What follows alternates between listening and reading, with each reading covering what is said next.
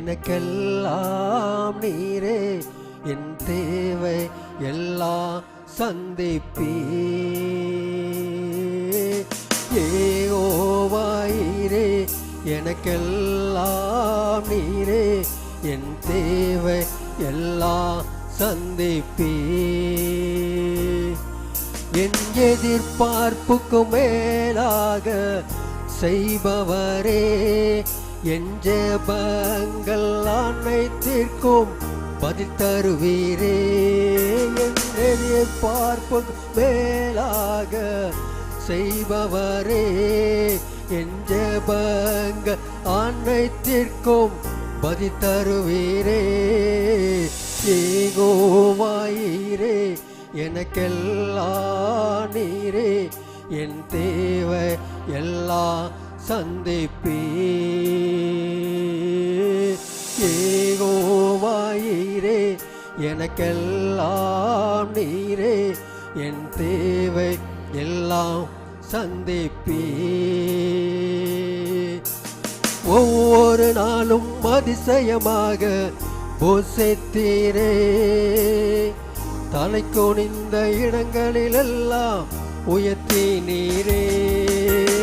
ஒவ்வொரு நாளும் அதிசயமாக போஷித்தீரே, தலை குனிந்த இடங்களிலெல்லாம் உயர்த்தி நீரே.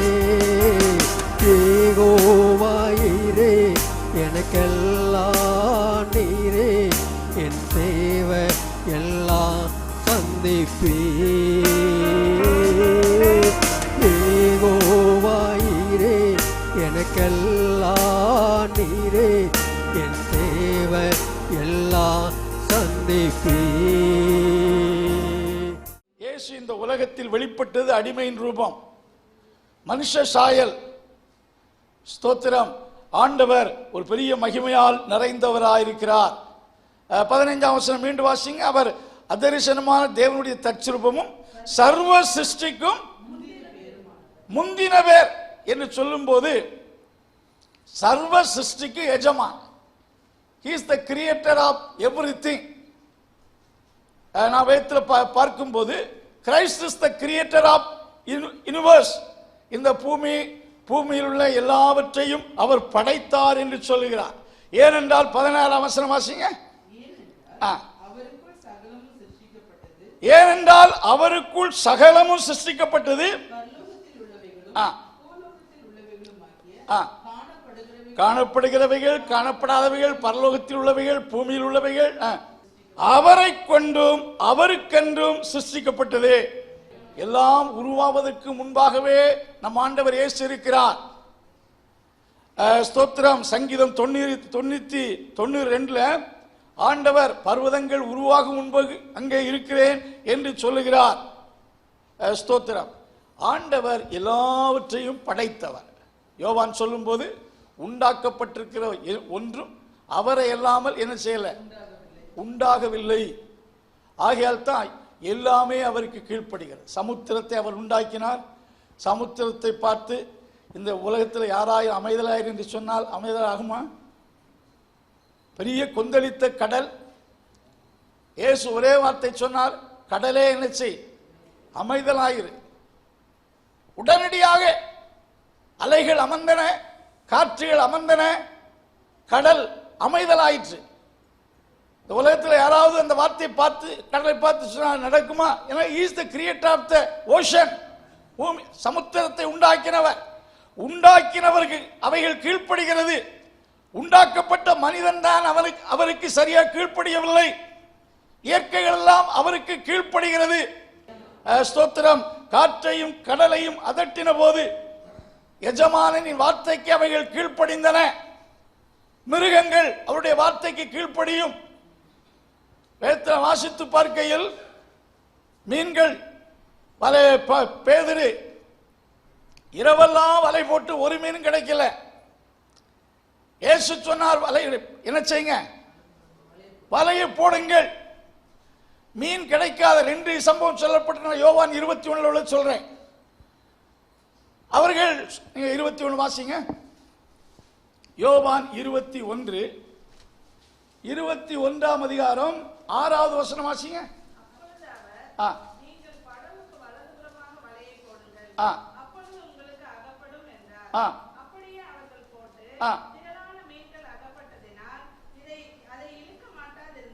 அதாவது மீன்பிடிக்க பேதுருடைய தலைமையின் கீழ் மீன் பிடிப்பதில் வல்லவர்கள் எல்லாம் ஒரு குழுவாக சென்றிருக்கிறார்கள். ஸ்தோத்திரம். அங்கே பேதுருவோடு சேர்ந்த நண்பர்கள் அனைவருமே ஃபிஷர்மேன், நல்ல அனுபவம் உள்ளவர்கள். அவர்கள் படகுல பிரச்சனை கிடையாது, வலைகள்ல பிரச்சனை கிடையாது, அந்த பர்சன்ல என்ன கிடையாது, பிரச்சனை கிடையாது. கடல்ல மீன் இருக்கு, வலை அவர்கிட்ட நல்லா தான் இருக்கு, படகு நல்லா தான் இருக்கு.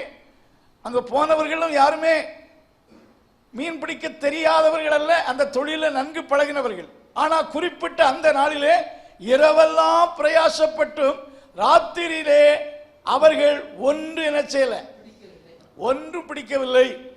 விடிய காலமான போது இயேசு கரையில் நிற்கிறார். அவர் இயேசு என்று சிசு அறியாதிருந்தார்கள். இயேசு அவர்களுக்கு, பிள்ளைகளே புசிக்கிற ஏதாவது உங்களுக்கு உண்டா என்று கேட்டார். ஒன்றுமில்லை என்றார்கள். அப்பொழுது அவர்கள் படவுக்கு வலை, இப்போ படகு ஆழத்தில் இல்லை, ஆழத்தில் தள்ளி கொண்டு போய் வலை போடுங்கள். பொதுவா கரையிலும் மீன் கிடைக்கலாம், ஆனா பெரிய மீன்கள் என்ன செய்யாது, கரைக்கு வராது. சின்ன சின்ன மீன்கள் வரலாம். இப்ப கரையில நிற்கிறாங்க. மீன் பிடிக்கிறவங்க எல்லாம் மீன் கடலின் ஆழத்துக்குள்ளதான் போவாங்க. இப்பொழுது இயேசு கடலில் இருந்து ரொம்ப கரையில் நிற்கிறார். கரையில் நிற்கிற நேரத்தில் தான் அவர் சொல்றாரு, பாருங்க அந்த இடத்துல பார்க்கும்போது எவ்வளவு, 200 முழம், எவ்வளவு ரொம்ப பக்கம், 200 முழத்தில் படகு நிற்கிறது. வலது பக்கத்தில் என்ன செய்யுங்க, அப்பொழுது உங்களை அகப்படு என்றார். போட்டு திரளான மீன்கள் என்று சொல்லும்போது அந்த மீனுடைய எண்ணிக்கை சொல்லப்பட்டிருக்கிறது. பெரிய மீன்கள் எத்தனை, 153 பெரிய மீன்கள் நிறைந்த வலையை கரையில் இழுத்தார். சின்ன சின்ன மீன்களுக்கு அளவு கிடையாது. அப்ப இந்த பெரிய 153 மீன்களும் இவர்கள் போட்ட வலைக்குள்ள வரும்படி சொன்னது யார்? ஆண்டவர் சொன்னார், இந்த வலைக்குள் வாருங்கள். மீன்களுக்கு ஒரு ஆர்டர் கண்டிப்பா இல்லை. ஆண்டவர் அவைகளுக்கு இல்லாவிட்டா மீன்கள் இப்படி வந்து சேராது. மீன்களுக்கு கட்டளையிட்டார். மீன்கள் இவர்கள் போட்ட கரையில் போட்ட வலைக்குள்ள என்ன செய்து வந்தது. அவ்வளவு திரளான மீன்கள் வந்தாலும் வலை என்ன செய்யல.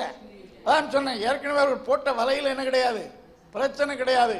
படகுல பிரச்சனை கிடையாது, ஆட்கள்ல பிரச்சனை கிடையாது. ஸ்தோத்திரம்.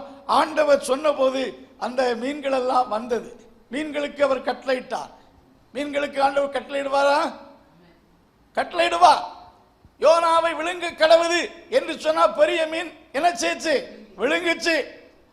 அதே மீனுக்கு கரையில் அவனை வாமிட் பண்ணி கத்த சொன்னார். கட்டளை மீன்களுக்கு அன்றைக்கு யோனாவுக்கு மீனுக்கு கட்டளையிட்டது போல பேதுருவின் வலைக்குள் மீன்கள் வரட்டும் என்று கட்டளையிட்டார். அவைகளெல்லாம் வந்துச்சு. அப்ப மீன்கள் ஆண்டவருடைய வார்த்தை கீழ்ப்படுகிறது. ஏன்னா அவைகளின் படைத்தவர் ஆண்டவர்.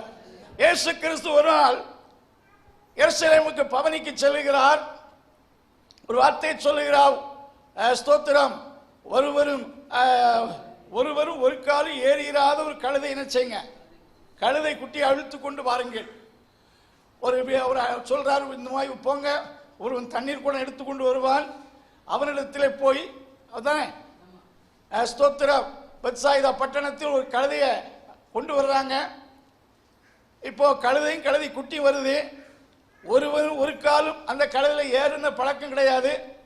அப்படிப்பட்ட கழுதையில இயேசு அமர செய்றாங்க. அந்த கழுதை சைலண்டா என்ன செய்து, கழுதைக்கு முன்பாக ஓசன்னா சத்தமிடுறாங்க. கிளைகளை வெட்டி போடுகிறார்கள். இது இந்த ஜனக்கூட்டத்தை கண்டு பயப்பட வேண்டும், அடம்பிடித்து ஓட வேண்டும். வேதத்தில் வாசித்து பாருங்கள், பழைய ஏற்பாட்டு காலத்தில் உடன்படிக்கை பெட்டியை சுமக்க ஒரு பசுவை பயன்பட மிரண்டு ஓடிவிட்டது. கூட்டத்தையும் மக்கள் சந்தடிகளையும் பார்த்த போது உடன்படிக்கப்பட்டி கீழே உடன்படிக்கப்பட்டி என்று சொல்லி அது அந்த மக்கள் கூட்டத்தை கண்டு அது பயந்து மிரண்டது. Price God. இங்கே ஸ்தோத்திரம், இயேசு கிறிஸ்து அந்த கழுதையின் மேல் அமர்ந்த போது கழுதை சைலண்டாக எத்தனை மைல் பிரயாணம் செய்ய தெரியாது, அவை அமைதலாய் போனது. ஆச்சரியம் இல்லையா? நீங்கள் நான் அந்த கழுதையில் போய் ஏறி இருந்தாச்சுன்னா, அல்லது அந்த கூட்டத்தில் அந்த கழுதை என்ன சந்தடிகள்லாம் உண்டு அதுக்கு தெரியும். என்னை படைத்த எஜமான் என் மேல் என்ன செய்கிறாரு, ஏறி அமர்ந்திருக்கிறார். ஆகையால் தான் கழுதை தன் எஜமானனை என்ன செய்யும், அறியும். உலகத்தின் எல்லாவற்றையும் படைத்தவர். இந்த கொலோசே பட்டணத்திலே இந்த தத்துவ ஞானிகள் இந்த உலகத்தை கடவுள் படைத்தார் என்றால் ஏன் உலகத்தில் தீமைகள் இருக்கிறது, அநியாயங்கள் இருக்கிறது, துன்பங்கள் இருக்கிறது என்ற கருத்துக்களையும் பரப்பியிருந்தார்கள். இப்படிப்பட்ட ஸ்தோத்திரம் அஞ்ஞான கருத்துக்கள் புதிய விசுவாசிகளுக்கு, ஆம், அவர்கள் சொல்வது ஒரு விஷயத்தில் உண்மைத்தானே, ஆண்டவர் உண்டாக்கின ஏதேன் தோட்டத்தை போல அல்லவா இந்த பூமி இருந்திருக்க வேண்டும், என்ன கலவரங்கள், என்ன குழப்பங்கள், இது ஆண்டவர் படைத்த பூமி என்றால் நன்றாக இருந்திருக்க வேண்டுமே என்ற அந்த ஒரு பிலாசபி அந்த பகுதியில் பரம்பி இருந்தது. ஆகையால் தான் பவுல் சொல்லுகிறார், அவரே சர்வத்தையும் என்ன செய்தவர், படைத்தவர், எல்லாவற்றையும் உண்டாக்கினவர், காண்கிறதையும் காணாததையும், பூமியில் உள்ளவைகளையும் பரலோகத்தில் உள்ளவைகளையும் எல்லாவற்றையும் படைத்த சிருஷ்டி கர்த்தர் என்று சொல்லுகிறார். Praise God. ஆண்டவருடைய படைப்புகள் அனைத்தும் கர்த்தருக்கு கீழ்ப்படுகிறது. அன்பின் கர்த்தாவே, இந்த நாளுக்காக துதிக்கிறோம். இந்த கொடுக்கப்பட்ட இந்த வார்த்தைகள் நம்முடைய பிள்ளைகளுக்கு ஆசீர்வாதமாக இருப்பதாக, இந்த வாரத்தின் நாட்கள் ஆசீர்வாதமாக இருப்பதாக, ஆண்டவருடைய கிருபை யாவரோடு இருப்பதாக. இயேசுவின் நாமத்தில் ஜெபங்கள் நல்ல பிதாவே.